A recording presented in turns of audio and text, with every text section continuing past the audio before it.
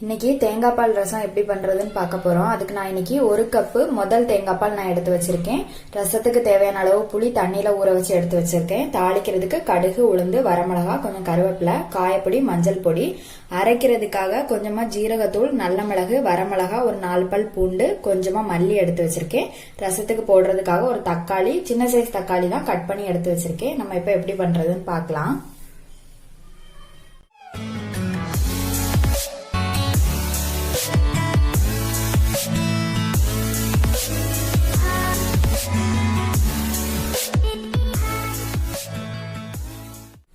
ஜார்ல வரமிளகாய், மல்லி, ஜீரகத்தூள், நல்ல மிளகு, பூண்டு இது எல்லாத்தையும் போட்டு கொஞ்சம் கொரகொரப்பா அரைச்சி எடுத்துக்கலாம்.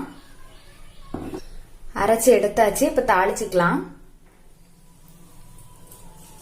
தாளிக்கிறதுக்கு மண் சட்டியில நெய் விட்டுருக்கேன். நெய் இல்லைன்னா எந்த எண்ணெய்னாலும் யூஸ் பண்ணிக்கலாம். நெய் சூடாயிடுச்சு. இதுல வரமிளகாய், உளுந்து, கடுகு போட்டுக்கலாம்.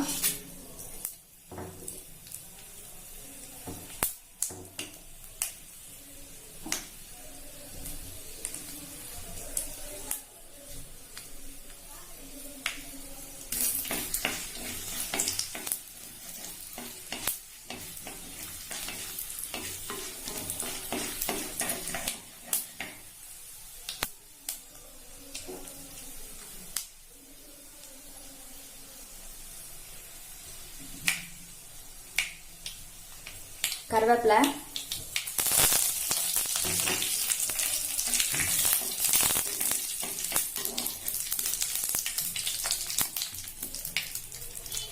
நம்ம அரைச்சிட்டு வந்து மசாலா கொட்டிக்கலாம்.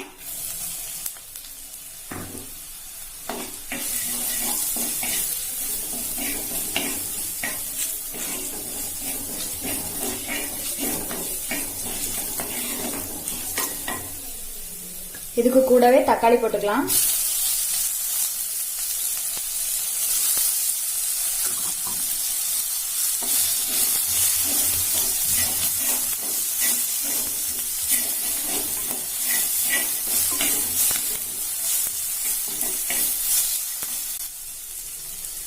மஞ்சள் பொடி, காயப்பொடி,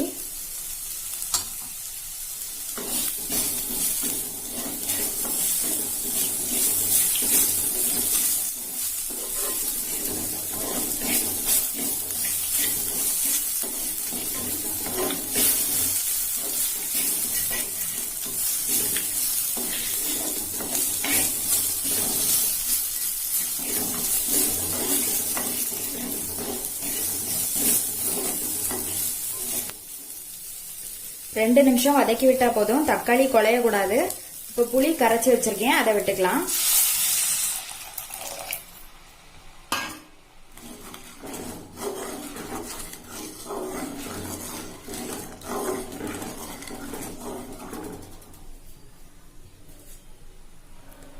இதுக்கு கூடவே ரசத்துக்கு தேவையான அளவு தண்ணி விட்டுக்கலாம்.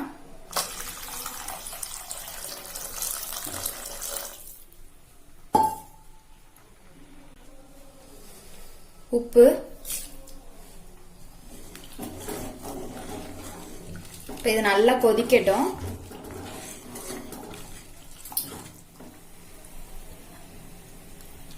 ரசம் நல்லா கொதிச்சுட்டு இப்ப வந்து தேங்காய் பால் விட்டுக்கலாம்.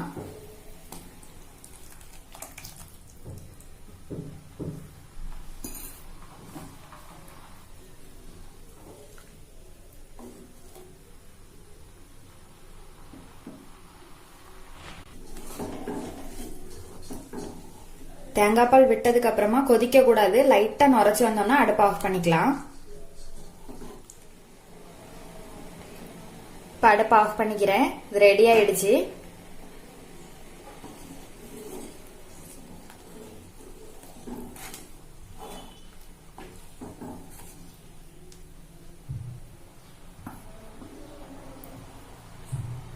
இது மாதிரி நீங்களும் செஞ்சு பாருங்க. செஞ்சு பார்த்துட்டு எப்படி இருக்குதுன்னு சொல்லி கமெண்ட்ல சொல்லுங்க.